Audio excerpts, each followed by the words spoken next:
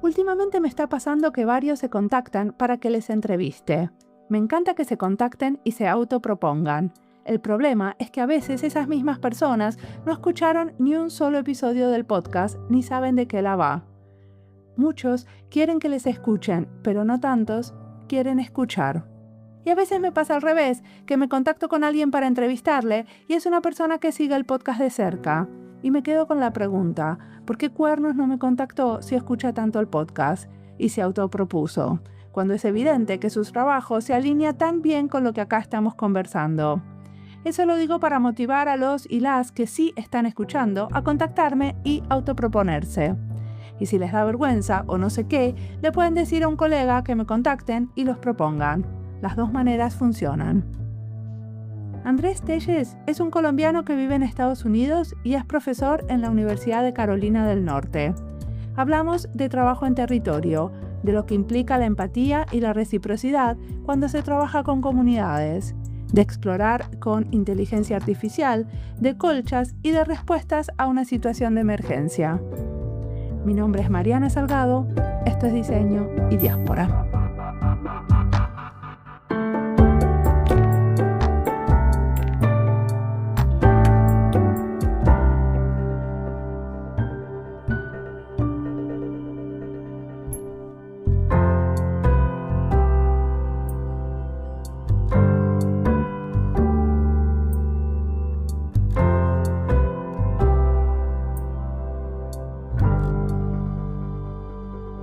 Hola Mariana, muchas gracias por esta invitación. Mi nombre es Andrés Telles. Yo soy profesor asistente en el programa de Design Studies en el College of Design en North Carolina State University. ¿Y qué estudiaste? Mi formación de pregrado es en diseño industrial. Tengo una maestría en educación, ambos grados de la Universidad de los Andes en Colombia y un doctorado en diseño en la misma universidad donde actualmente trabajo. ¿Y qué te llevó al norte de Carolina?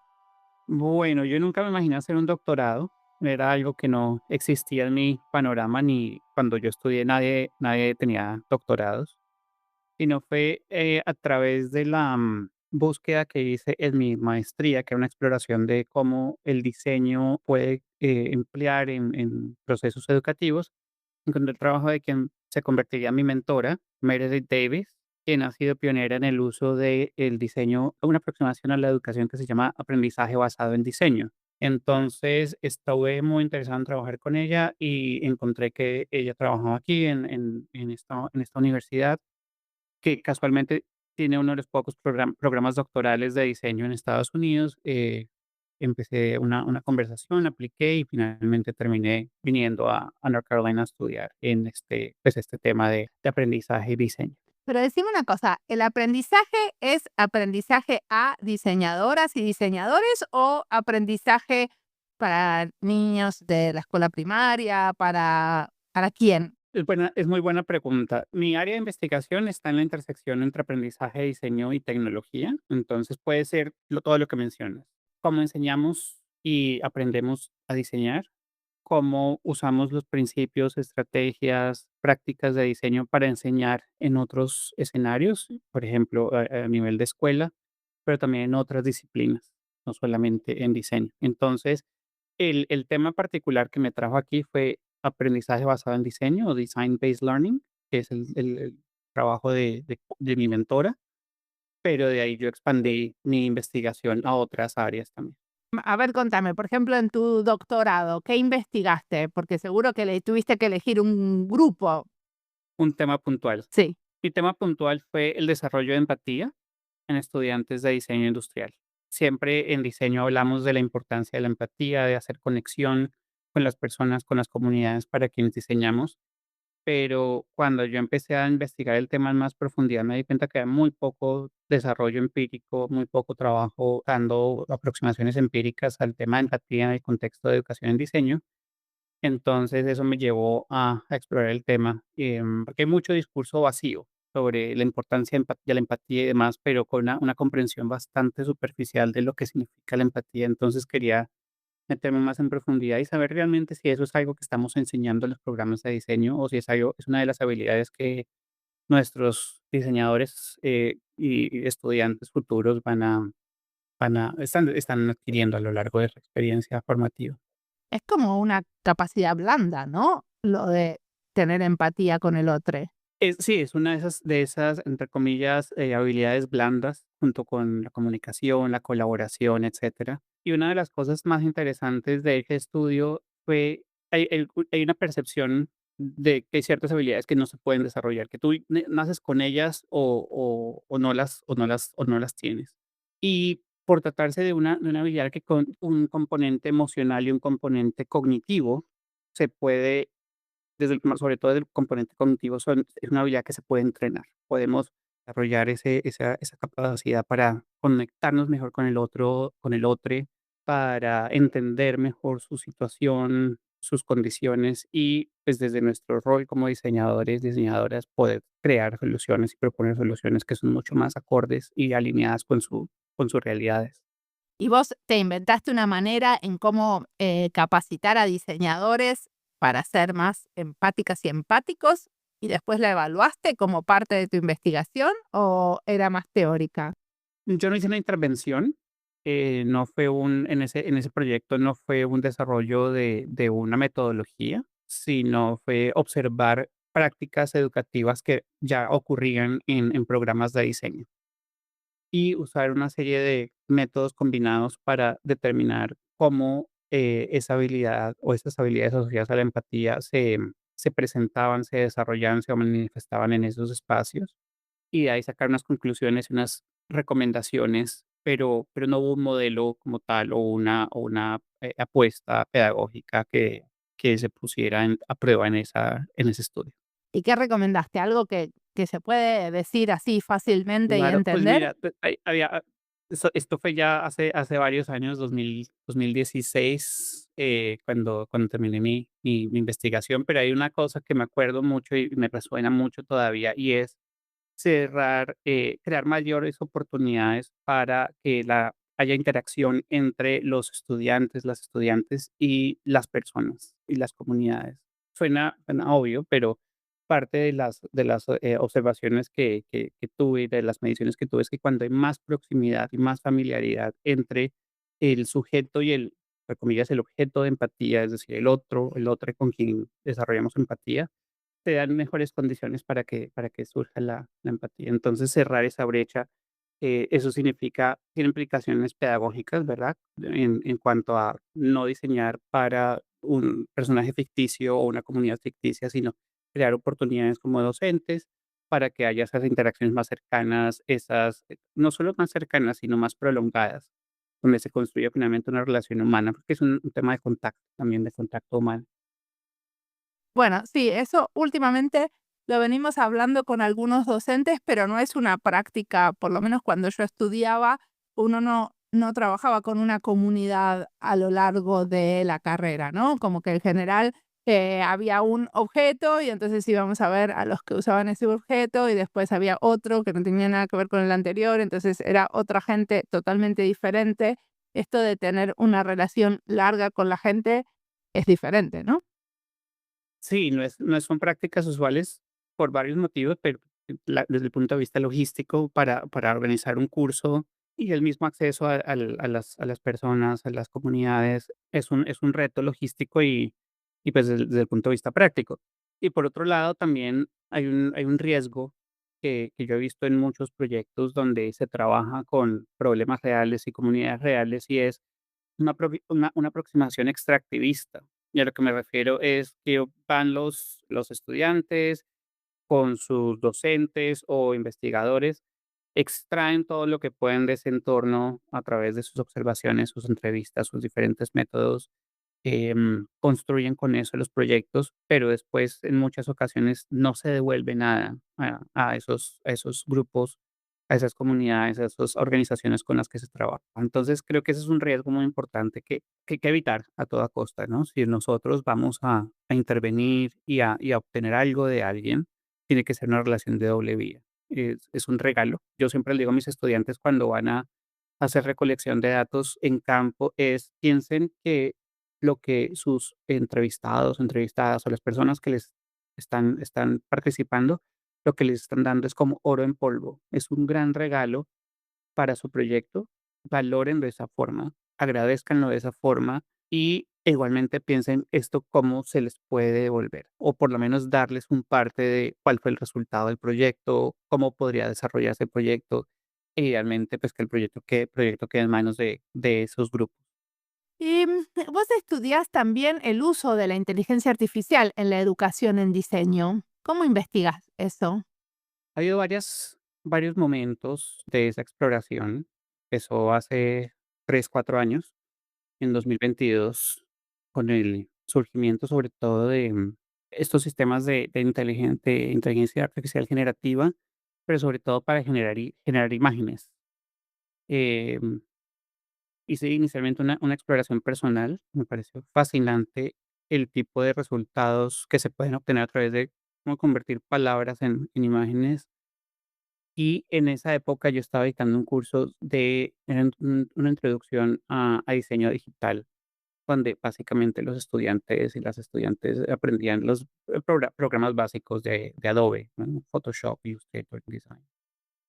Entonces, era un curso, un currículo bastante tradicional. Lo que yo hice fue buscar formas en que estas nuevas tecnologías se pudieran implementar en el curso, para también darles a los estudiantes una oportunidad de familiarizarse con esto nuevo que estaba ocurriendo. Claro, estamos en 2026, hablamos de algo nuevo, ya no es tan nuevo, ¿verdad? Pero en 2022 sí, se hablaba muy poco de esto. Entonces, creamos dentro de ese curso una serie de proyectos, o modifiqué una serie de proyectos que ya se estaban dando, para que los estudiantes usaran, tecnologías de desarrollo de generación de imágenes en ese momento. Sobre eso escribí, compartí las experiencias en la conferencia de IDSA, del, Pero Industrial Design. a mí me interesa qué salió de ahí. Bueno, lo en ese momento fue la exploración de la generación de imágenes como herramienta para ideación, para apoyar su proceso de generación de ideas y generación de conceptos con la inteligencia artificial, desarrollando imágenes que ellos después podrían tomar elementos de esas imágenes para crear sus propios diseños. En ese momento era para 2 proyectos. Uno era el diseño de un producto y otro era el diseño de calzado. Pues la aplicación en ese momento de la, inteligencia artificial generativa era para desarrollar ideas en el momento de la ideación, en el proceso de diseño. Y lo que te decía, esto fue sobre eso, hice una publicación, lo presenté en una conferencia y empecé a explorar el tema en más detalle, ya no tanto en su aplicación, en ese sentido, como herramienta para ideación, sino ir un poco más por debajo, tratar de entender bien cómo funcionaban estas tecnologías, cuáles eran sus implicaciones desde el punto de vista legal, desde el punto de vista ético, ambiental, social, y y ya tomar un punto de vista más crítico. Mi primera aproximación fue mucho muy desde el entusiasmo con una nueva tecnología, con la cosa nueva que surgía, pero con el tiempo, he tomado un poco más de distancia para abordarlo desde un punto de vista más crítico, teniendo en cuenta, pues, que tiene muchas posibilidades, pero también una cantidad de limitaciones y de implicaciones de las que no hablamos tanto. ¿En qué derivó?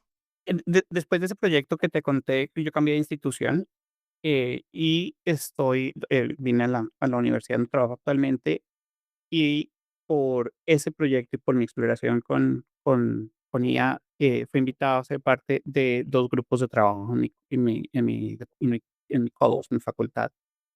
Uno, alrededor de la exploración de la IA generativa para, investigación y procesos creativos, y la otra, para la integración de la IA en el currículo. Entonces, estos han sido grupos de trabajo muy interesantes porque no es solamente, trabajo individual, sino ha sido con representantes de todos los programas que nuestro college ofrece: diseño industrial, diseño de experiencia gráfico, arquitectura, paisajismo, me artes mediales, estudios del diseño. Entonces, ha sido una serie de conversaciones, de exploraciones, de diagnóstico también en nuestros programas, prácticas educativas que se están haciendo en nuestros programas, de cómo a nivel de clase y a nivel del caso de la docencia y en las prácticas, de investigación, nuestros profesores y bueno, y en general en otros programas, también en otros departamentos, cómo se están implementando estas tecnologías. Entonces, a raíz de esto, pues, estamos básicamente construyendo una especie de plataforma sobre cómo y de políticas alrededor del uso de la IA en nuestra facultad. Pero por otra parte, también hemos escrito al respecto, hemos, hecho entrevistas con nuestros propios profesores, con estudiantes, con egresados, para entender cuál es el impacto, cuáles son los usos de estas herramientas en su contexto. Y más recientemente, como fruto de esa colaboración también, estamos coeditando un número especial, del journal de la revista Base, Diseño e Innovación de la Universidad del Desarrollo, junto con, colegas en diferentes universidades, pero también con otra colega en NC State, sobre diseño e inteligencia artificial, pero con un enfoque en miradas éticas, en otras formas de aproximarnos a la IA, más allá de la novedad, más allá de el uso tecnooptimista de estas tecnologías. Sí, Base es la revista de la Universidad del Desarrollo en Chile, ¿no? ¿Verdad? Sí, sí, sí. ¿Ustedes terminaron haciendo como un protocolo para su universidad? O sea, o como una especie de glosario de mejores prácticas, algo por el estilo, que podemos ir y bajar y mirarlo si queremos. Está en desarrollo, hay una serie de productos en desarrollo, por ahora de consumo interno, entre ellos un reporte diagnóstico de las prácticas del uso de IA en nuestras clases y en nuestra investigación, desarrollo también de, pues, revisión de los, objetivos de aprendizaje de cada uno de los programas a la luz de estas nuevas realidades y esas nuevas tecnologías. En todos los programas se han abierto las conversaciones sobre cómo abordarlo y cuáles deben ser las políticas a nivel de facultad. Y todos esas conversaciones están llevando al desarrollo de ciertos recursos. Pienso que en un par de meses van a estar disponibles al público. Por ahora, lo que está al público es un paper que escribimos a mediados del año pasado, que se presentó en la conferencia de diseño organizada por IASDR en Taiwán. Después me lo pasás y lo comentamos. Ahora sí podemos ir hacia otro proyecto que en el 2024, después del huracán en el norte de Carolina, empezaron a colaborar con una comunidad en la región de Apalachian. ¿Quieres contarme? Y ahí te conecto un poco con mi historia personal. Yo hice mi doctorado aquí. Yo me fui después de mi doctorado de vuelta a Colombia. Estuve en Colombia 3 años, trabajé en la Universidad Jorge Tadeo Lozano.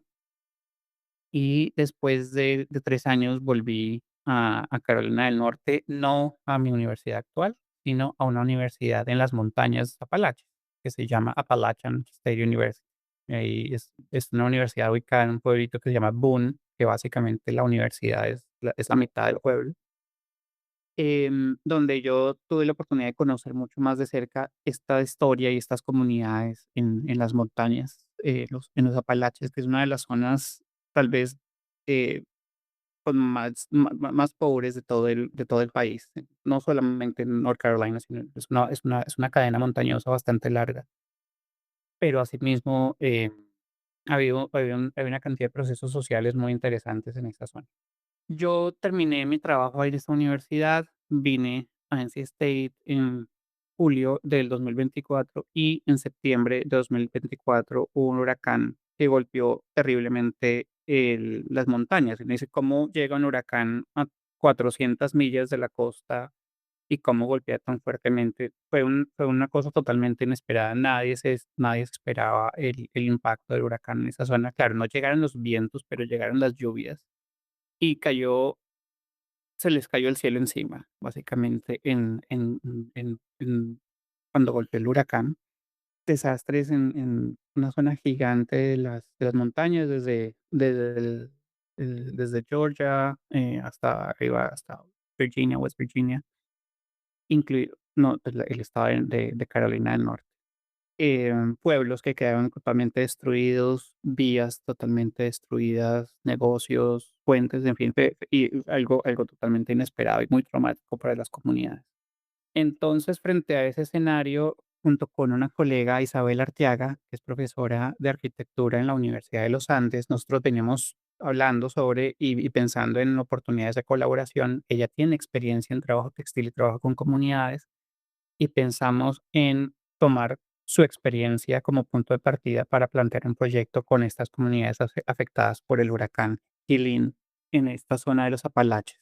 Entonces, lo que hemos venido haciendo es estructurar una serie de talleres donde con miembros de las comunidades afectadas por el huracán, hacemos sesiones donde nos reunimos a compartir lo que las participantes se sientan cómodas de compartir verbalmente, pero también para crear cuadros de quilt. El quilt es este tejido hecho o estos textiles hechos como colchas de retazos. Entonces, se se es una técnica muy tradicional en los Apalaches. Entonces, cada persona hace un cuadro con tela, con diferentes técnicas según su preferencia, para plasmar ahí un aspecto de su historia y de su experiencia en el huracán o tras el huracán, porque más allá del momento de la emergencia fue todo lo que implicó después la pérdida de vidas, la destrucción de sus hogares, perder electricidad y agua por semanas. Hubo ciudades o pueblos que quedaron sin agua por semanas, incluso algunos meses, por el daño del huracán. Entonces, es usar el quilt como un medio de comunicación, como un medio de expresión para también generar, una mayor comodidad para estas personas de contar y plasmar su historia. Pero, o sea, la idea es que cada uno hace un pequeño retazo donde cuenta Sí, algo de lo que le pasó, ¿no? A través sí, de bordar su pedacito, y después eso es parte de un mapa más grande, ¿no? sí, De una colcha. exactamente. Se une mi pedazo al pedazo de otro. Exactamente. Y es un proyecto inspirado también en, hubo un proyecto similar de una escala muchísimo mayor en los años 90 y 80 y 90, para celebrar la vida de las víctimas de la epidemia del SIDA aquí en Estados Unidos. Se hicieron grandes, en este caso eran grandes piezas. Nosotros estamos trabajando con piezas mucho más pequeñas, donde se hicieron cientos de miles de estas piezas y se cubrió entero el jardín enfrente donde queda, en Washington, el Capitol y todo esto que se llama el Mall, donde están todos estos edificios gubernamentales. Se cubrieron completamente con todas estas telas donde se expresaba el dolor y se celebraba la vida de estas víctimas. Entonces, nuestro proyecto a una escala infinitamente menor, pero igualmente con ese deseo de crear oportunidades para las personas de expresar su experiencia, de comunicar su experiencia con otros, desarrollamos estas colchas. Entonces, como lo dices, cada persona hace su cuadro, con bordado o pegando telas o con marcadores de tela, diferentes técnicas. Lo importante no es la habilidad técnica, sino la historia que se cuenta. Y después lo que estamos haciendo es conectar todas estas telas para exhibirlas como como parte de esa historia colectiva que quede plasmada. ¿Y dónde está la colcha ahora? En este momento todavía seguimos haciendo los talleres. Empezamos el verano del año pasado a hacer los talleres. Hemos estado en diferentes comunidades. Tiene un enfoque no exclusivamente, pero hemos sido muy intencionales en también incluir población de origen hispano. Es una minoría que tiende a ser ignorada o no tiende a recibir los apoyos o la atención que merece. Y pues por nuestro propio origen nacional hemos estado muy interesados, y nuestro lenguaje y nuestra cultura, hemos estado muy interesados en trabajar con estas comunidades de origen hispano. Entonces, de México, de Centroamérica, sobre todo algunas personas también de Sudamérica. Entonces, hemos organizado una serie de talleres, tenemos los cuadros, hemos empezado a conectarlos, y en marzo de este año vamos a hacer otra serie de talleres para ya el segundo semestre del 26 conectar, hacer las colchas completas y poderlas llevar a exposición. Bueno, ustedes hablan que es un mapeo textil basado en el trauma, este acolchado. En principios, sí, aplicando principios de diseño informado por el trauma. ¿Qué es esto del diseño informado por el trauma? Ha habido desarrollo de prácticas informadas por el trauma, sobre todo y en el área de o disciplinas de psicología y trabajo con personas víctimas de adicción, por ejemplo, o de abuso, etcétera. Tenemos una serie de situaciones bien complejas. Y estas prácticas que surgen de ese lugar se han llevado a otras disciplinas, entre ellas el diseño. Entonces, básicamente es hacer una aproximación a estos talleres y a estas personas, a estas comunidades, de una forma en que lo primero, uno de los principios es no retraumatizar. Entonces, por eso también el uso de un objeto, un artefacto, en este caso el cuadro de colcha o el quilt, como un elemento que les permite comunicar sin necesidad de abrirse totalmente y de comunicar básicamente lo que quieran a través de este elemento. También, generar un espacio de seguridad donde las personas se sientan que tienen, es un espacio seguro para, expresar sus experiencias, sus emociones y donde tienen control de la situación. Y finalmente, donde hay bienestar, donde se busca generar un bienestar y un compartir de las situaciones, en algunos casos también para que haya entre las personas víctimas de este huracán, la posibilidad de compartir sus experiencias con otros, de escuchar lo que vivieron otras personas en otros lugares, y así también poner su propia experiencia en conexión con otras y en perspectiva con otras. ¿Y tienen terapeutas trabajando con ustedes? En este momento, para los talleres que hemos hecho, no. También es algo que hemos sido claros y no buscamos, no es un escenario, explícitamente terapéutico. Se ha presentado más como talleres creativos y de expresión.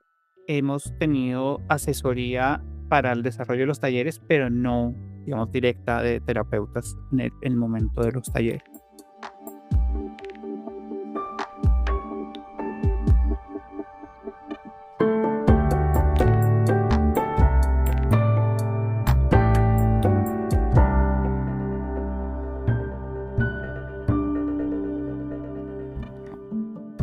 Esta entrevista es parte de las listas Colombia y Diseño, Estados Unidos, Territorio y Diseño, Educación en Diseño y Seguridad, porque en esta última lista tenemos las entrevistas que tratan también de emergencia climática o de respuestas a desastres naturales. Las listas las encuentran en nuestra página web, en la sección de recomendados, en Spotify y en YouTube. Y si estás buscando algo y no lo encontrás, siempre te puedes comunicar conmigo.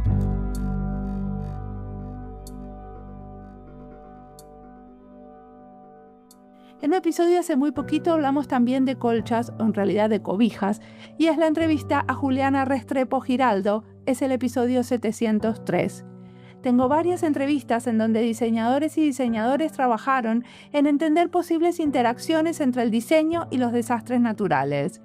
En el episodio 84, María Mater O'Neill, desde Puerto Rico, nos cuenta cómo enseñó diseño luego del huracán Vanilla y cómo es posible diseñar para el futuro en tiempos de emergencia social. André González dos Santos, en el episodio 261, nos contaba sobre cómo diseñar respuestas a incendios forestales. En el episodio 359, Nicolás García Mayor contaba sobre el diseño y la logística de unos containers que se están usando en la guerra de Ucrania como hospitales de campaña. Esto por solo mencionar algunos. No puedo mencionar todos porque sería aburrido, pero para darles una idea de que hay más sobre el tema. Y sobre educación en diseño pronto llegaremos a los 200 episodios. Se ve que el tema me encanta y sé que muchos de los y las que escuchan dan clases de diseño, así que supongo y espero que este podcast sea un archivo oral que los inspire. Ahora sigamos escuchando a Andrés, que tiene muchísimo más para contarnos.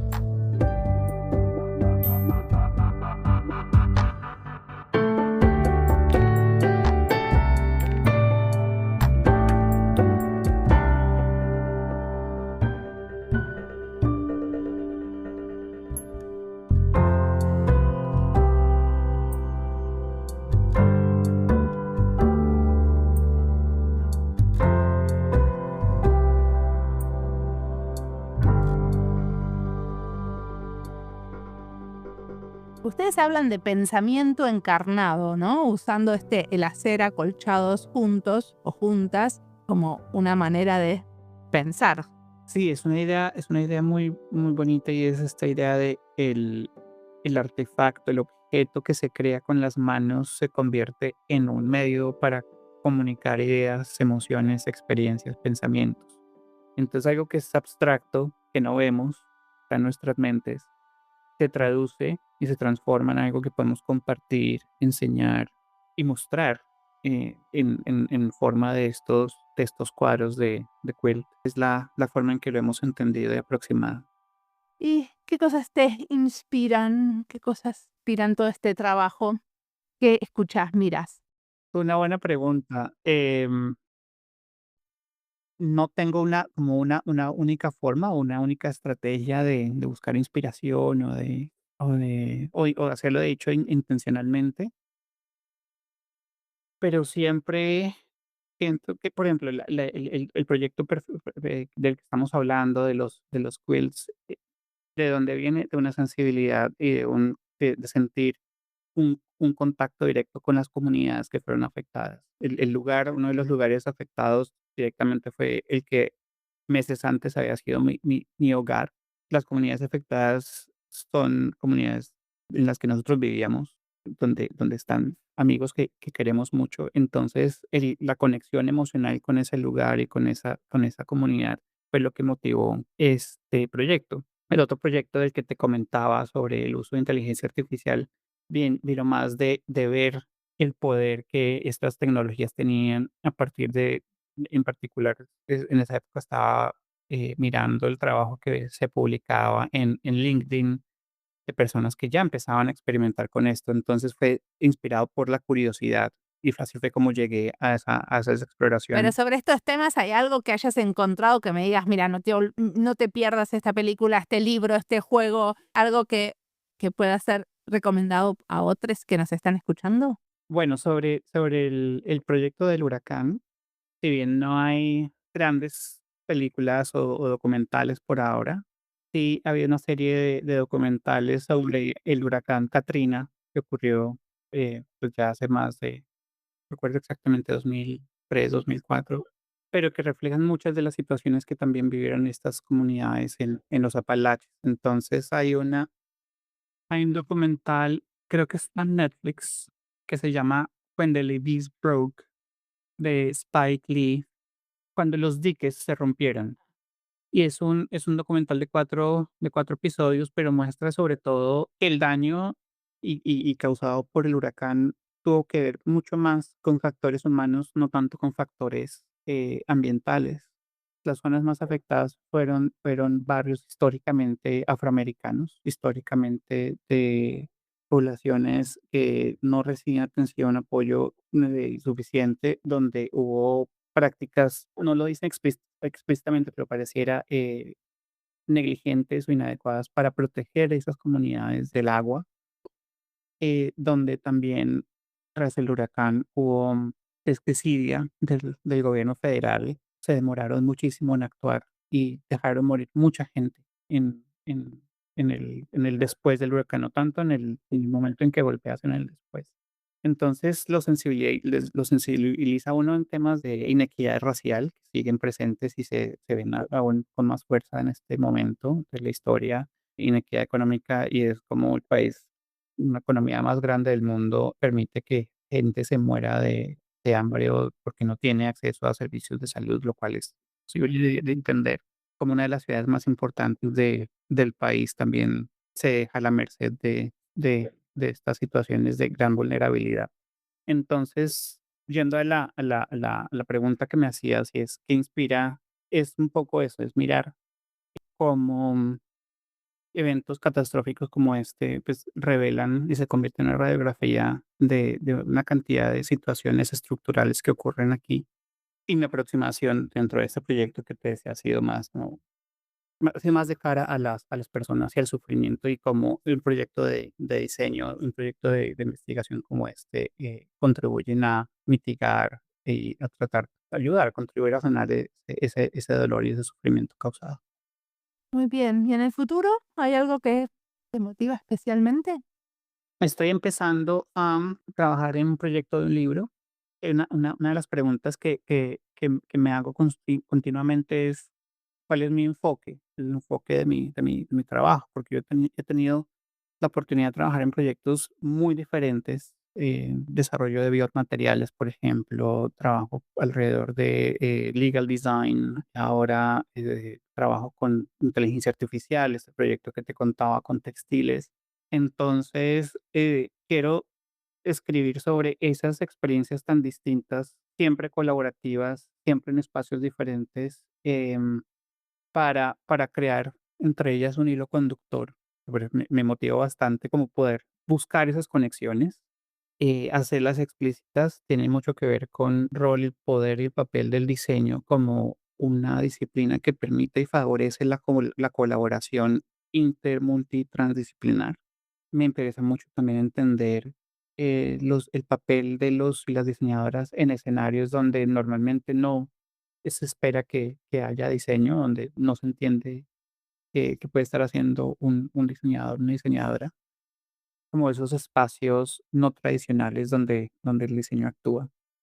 También mostrar para mis, siempre también pensando en mis estudiantes de actuales de Design Studies, es construir una especie de caso, una serie de casos de estudio donde ellos puedan y ellas puedan ver posibles caminos profesionales en un mundo en el que se siente tan incierto y donde su rol frente a los retos que presenta la inteligencia artificial, y el cambio climático y demás, no es tan claro. Entonces, casos que les permitan a ellos y a ellas tener un panorama, expandir su panorama de profesionalmente, dónde podrían moverse, dónde podrían contribuir. Bueno, muchísimas gracias por la entrevista. Bueno, Mariana, un gusto compartir este tiempo con ustedes, contigo, con tus oyentes, pero que sigamos en contacto y más adelante compartir otros proyectos. Claro, me tenés que contar cuando publicas el libro. En un par de años.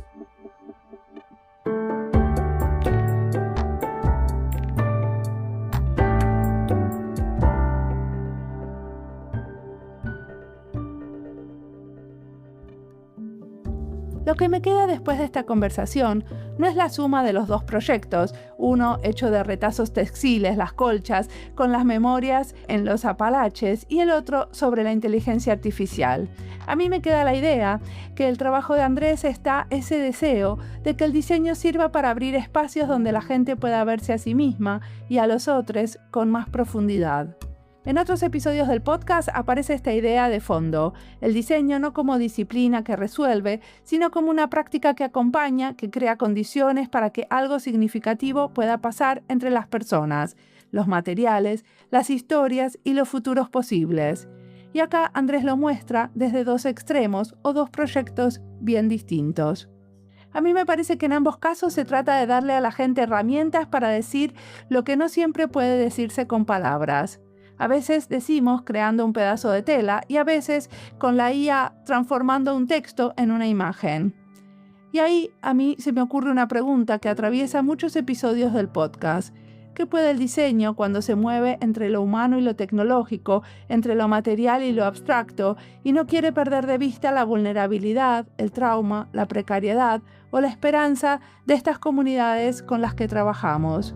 El diseño, este diseño hecho con cuidado, puede ser tanto un espacio de reparación como un espacio de imaginación.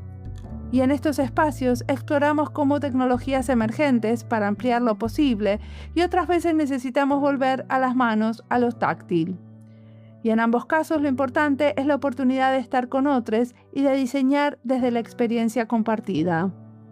Para mí el trabajo de Andrés no busca cerrar nada, al contrario, abre preguntas y abre posibilidades para incluir lo afectivo, las comunidades y el territorio a nuestro hacer.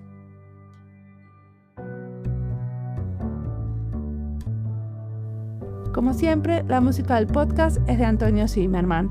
El diseño de sonido es de Andy Fechi.